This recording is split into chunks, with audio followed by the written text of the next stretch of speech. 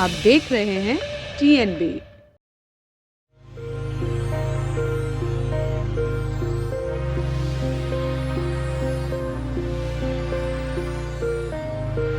सवारी बैठाने पे ना तो CNG खर्चा निकलने का, ना गाड़ी का मेंटेनेंस निकलने का। मालिक का जो ऑटो है वो 500 रुपये लेता है, फिर उसको क्या घर से देंगे? 500 रुपये मालिक के हैं, उसके बाद हम क्या खाएंगे, क्या करेंगे? 2 सवारी में कुछ होएगा नहीं। ऐसा हो रहा है साहब के दाल रोटी में भी कमी आ रही है साहब। चला ही नहीं सकते फिर ऑटो।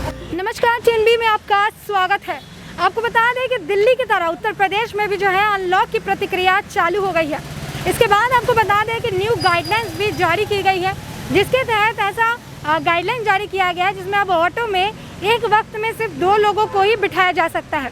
ऐसे में आइए कुछ ऑटो वालों से बात करते हैं और जानने की कोशिश करते हैं कि उनके हिसाब से उत्तर प्रदेश सरकार का ये फैसला कितना सही या कितना गलत है।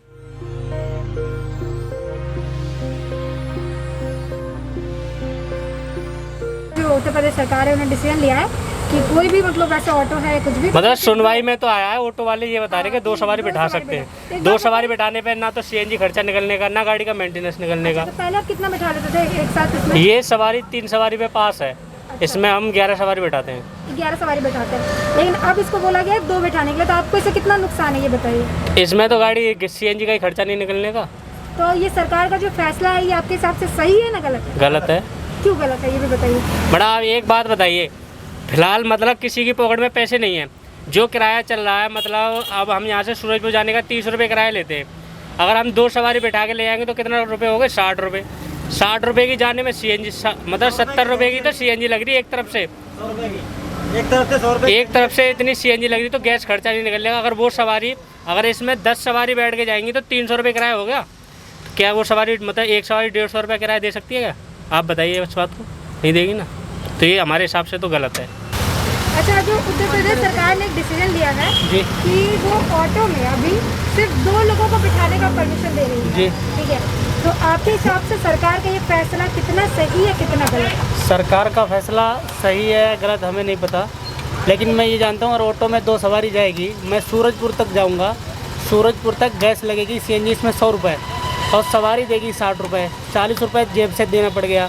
फिर उसके बाद में हमारा रूम का किराया, हमारा खाने का खर्चा, ये हमें कहाँ से निकलना पड़ेगा? कहाँ से निकालेंगे? मालिक का जो ऑटो है वो 500 रुपये लेता है, फिर उसको क्या घर से देंगे? हमारे पास मतलब 2 सवारी हम कैसे चला ही नहीं सकते फिर ऑटो। अच्छा, इस वाले ऑटो में आप कितने लोग पहले बिठा लेते थे? पहले 8-10 लोग बैठ जाते थे समथिंग जी। तो अभी 2 लोगों के बिठा, तो आपके हिसाब से सरकार का डिसीजन से आपको नुकसान है? हाँ, हमारा नुकसान है 2 सवारी बिठाने से।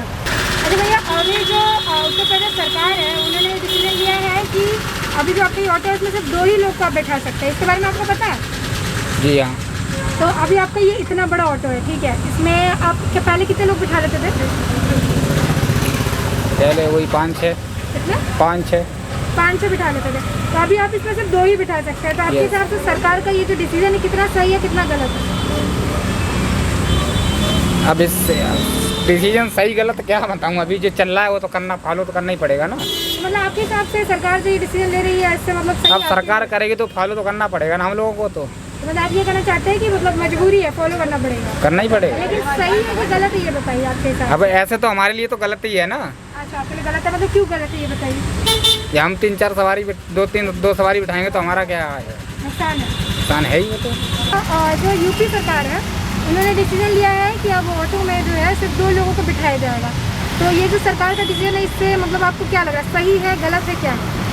साहब सही है जो सरकार ने किया है तो मतलब जैसे बाकी ऑटो का ये करना है कि उनको नुकसान है, CNG का खर्च निकल रहा है, तो ऐसा मतलब आपको ये है साहब, इसमें तो कोई कहने वाली सकी नहीं है। ऐसा हो रहा है साहब के दाल रोटी में भी कमी आ रही है साहब जी। खर्चा पानी चल ही नहीं रहा है, कहीं कोई रोक लेते हैं, कोई ट्रैफिक वाले रोक लेते हैं तो उनको कुछ ना कुछ देना पड़ जाता है जी। अच्छा, तो पहले कितनी सवारी बैठा लेते थे आप? पहले हम बैठाते थे 8 सवारी, और अभी 2 बैठाने के लिए हाँ 2 ही तो है, 2-3-4 बजे चल रहा है मैडम जी। अच्छा, अभी तो 3-4 भी हट गया, अब सिर्फ 2 बिठाना है। अब 2 का चलेगा सिस्टम। तो मतलब इससे मतलब कितना आपको नुकसान होगा? मैडम जी पूरा नुकसान ही नुकसान है। अब CNG खर्चा निकलता नहीं, बच्चे तुम जानते हो पढ़ाई लिखाई सब ऐसी हो रही मैडम जी। दाल रोटी खर्चा टेम्पू वाला नोएडा में कुछ मिलता तो है नहीं। अगर कुछ मिलता हो चलो, दिल्ली में जाते 5000 रुपये दे रहे हैं टेम्पू वालों को, यूपी में कुछ नहीं मैडम जी, यूपी में कुछ भी नहीं मिल रहा? कुछ नहीं मैडम जी, पत्ता साफ है। अच्छा, अभी जो है उत्तर प्रदेश सरकार ने एक कानून बनाया, न्यू गाइडलाइन बनाया है, हाँ जी। जिसके तहत उन्होंने कहा है कि ऑटो में 2 लोग ही बैठा सकते हैं। इसके बारे में आपको पता है? हाँ जी, ये मतलब कब से लागू हुआ है? आज ही से लागू हुआ है। आज ही से लागू हुआ है। हाँ। तो ये जो सरकार का डिसीजन है, आपके हिसाब से कैसा डिसीजन है? ये सही डिसीजन है। सही डिसीजन है। तो आपको नहीं लगता है कि इससे नुकसान होगा? मतलब ऐसा आपको क्यों लग रहा है कि सही डिसीजन है? इसलिए कि सोशल डिस्पेंसरी का थोड़ा पालन भी होगा। अपना अगर दो सवारी बैठ रहे हैं, अगर एक घर का नहीं हो, दोनों दोस्त हो तो अलग अलग से आए हैं, अलग अलग से बैठ के जा रहे हैं, तो थोड़ा दूरी बना के बैठ रहे हैं तो सही है उससे। अच्छा, अगर एक ही परिवार के 3 लोग हैं तो उनको आप कैसे एडजस्ट करिएगा? एक ही परिवार का 3 लोग हो तो उनको बैठाना होगा, उनका आईडी एक सेम होना चाहिए। उनको मतलब मालूम ऐसा पड़े, कोई कोई पुलिस चेक करे तो उनका आईडी सेम होना चाहिए कि हाँ एक ही परिवार का है। अच्छा, मतलब ये ऐसा कोई रूल्स है? हाँ, इस तरह तो रूल होना चाहिए। अभी नहीं हम लोग कंफर्म पड़ी, इस तरह ही रूल होना चाहिए।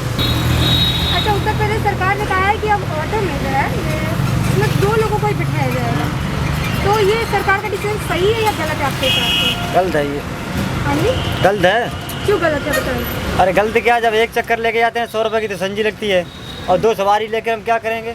मालिक की 500 रुपये दिन का किराया है ऑटो का, हम तो किराए पे चला रहे हैं। 500 रुपये मालिक के हैं, उसके बाद हम क्या खाएंगे, क्या करेंगे? 2 सवारी में कुछ होगा नहीं। जब तक 8-10 सवारी जाएंगी तभी कुछ होगा हम लोगों का। अच्छा, देखो पहले आप इसमें कितने लोग बिठा लेते थे? 8, 10, 11 लास्ट है। 11 तक बिठा लेते थे। हाँ। अभी सिर्फ 2 बिठाने के लिए कहा गया है। हाँ। तो मतलब इससे जो है आप सरकार के डिसीजन से खुश नहीं है? अरे हमारा तो नुकसान है, 2 सवारी से इससे क्या होगा? 2 सवारी हमारा तो बहुत नुकसान है इसमें। मालिक को कहाँ से देंगे, हम क्या खाएंगे और क्या करेंगे? सीएनजी कहाँ से लाएंगे? दिल्ली में ऑटो वालों को कुछ सहायता मिली है सरकार से? वैसे क्या मतलब नोएडा में उत्तर प्रदेश सरकार से कोई सहायता मिली है आप लोगों को? हमको कुछ नहीं फायदा मिली। सहायता क्या, वो सफ़ेद वर्दी वाली टीआई तो ऐसे ही एक सवारी बिठा लें ना बिठा लें फिर भी पकड़ लेते हैं, चालान काट देते हैं हमारा। अच्छा, तब भी पुलिस पर? हाँ, अगर सवारी ना हो फिर भी चालान काट देते हैं। तब की मार्क्स भी लगाए, सब काम डीएल भी है, हर चीज़ है हमारे पास, लेकिन फिर भी चालान काट देते हैं।